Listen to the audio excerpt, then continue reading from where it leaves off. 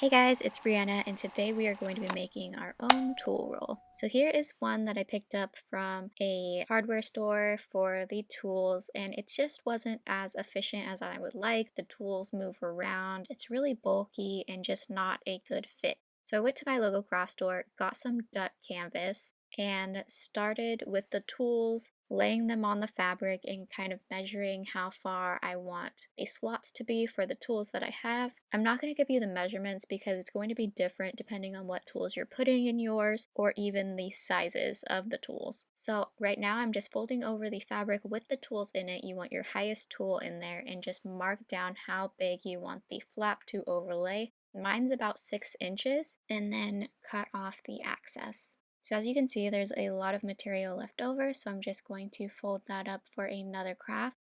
On the side, I'm just eyeballing it to cut off the excess before I make my rolled hem, so that there's not too much excess fabric. Once you've taken all your measurements and done your lines with your water-soluble marker, it's time to take out your pins from the fabric so we can start sewing. Here is the first side with the rolled hem, and then I have the selvage end, which isn't going to fray. So let's do the other sides. So here is the rolled hem foot. You can get these on Amazon. I will link them down below. And all you do is you roll over the fabric once and then a second time. You're going to stick it in between the foot sections just like so, and then flip over the foot and insert it into your machine. The trickiest part of this foot is just getting it started. Once you're started, you're just going to do your back stitching as normal and feed the fabric slowly into the machine while keeping it rolled with your fingers. Don't be afraid to stop, do one section, and then roll it and continue again, because it will take a little bit of time to get the rhythm down. But once you get to that last side, you're going to be an expert.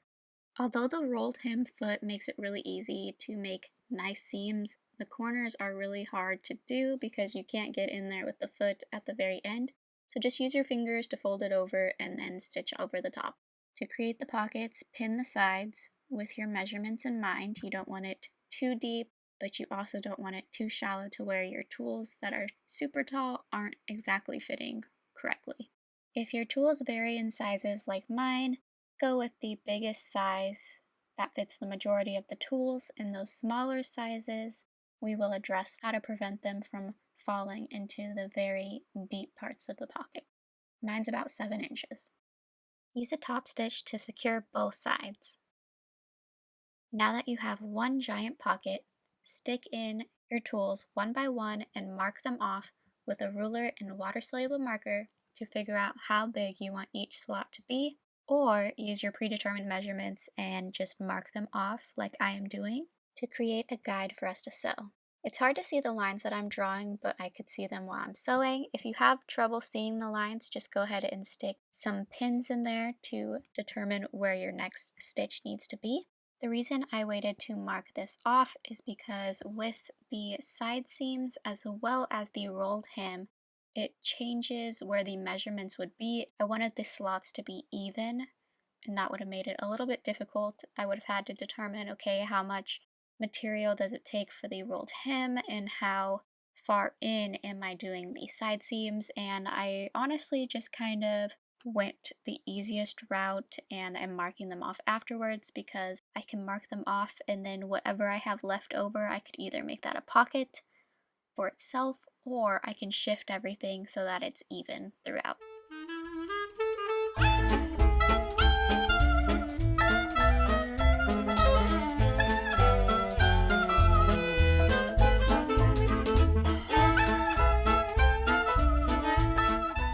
Once the slots are completed, it is time to do the bottom stitches. This is for the tools that are smaller that would fall to the bottom. So instead, we're giving them a little bit of height so that they're peeking through the top just like the other tools are.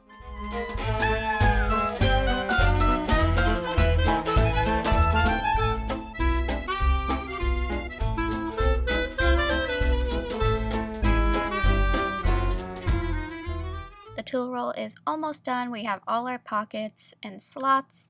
The final thing you need is ties. So I'm taking the scrap piece from one of these sides, doing 2 rolled hems on each side. So in order to get the sizing correct, I did the rolled hem on one side before cutting it and then doing the rolled hem on the other side, and then repeating that process for a second tie.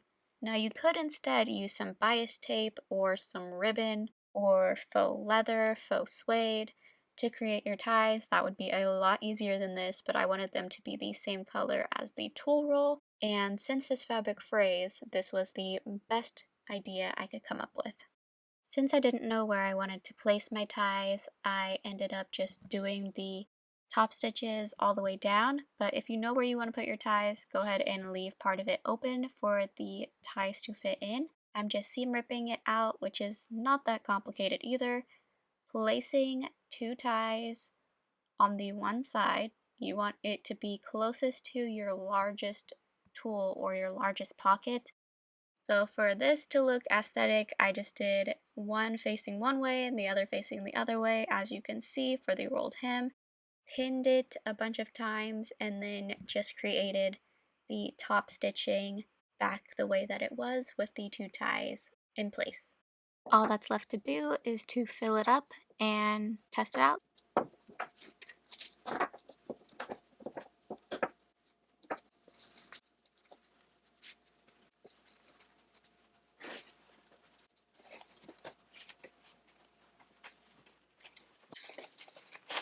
So as you can see, the one that I made is a lot smaller than the one that I purchased at the store. That was just generic because this is a custom fit.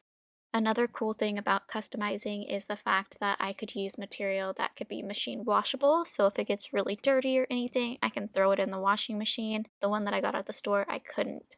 Alright guys, I hope you enjoyed this video and found it helpful. If you did, don't forget to like this video, subscribe to my channel for more content, and I'll see you guys in the next one. Bye!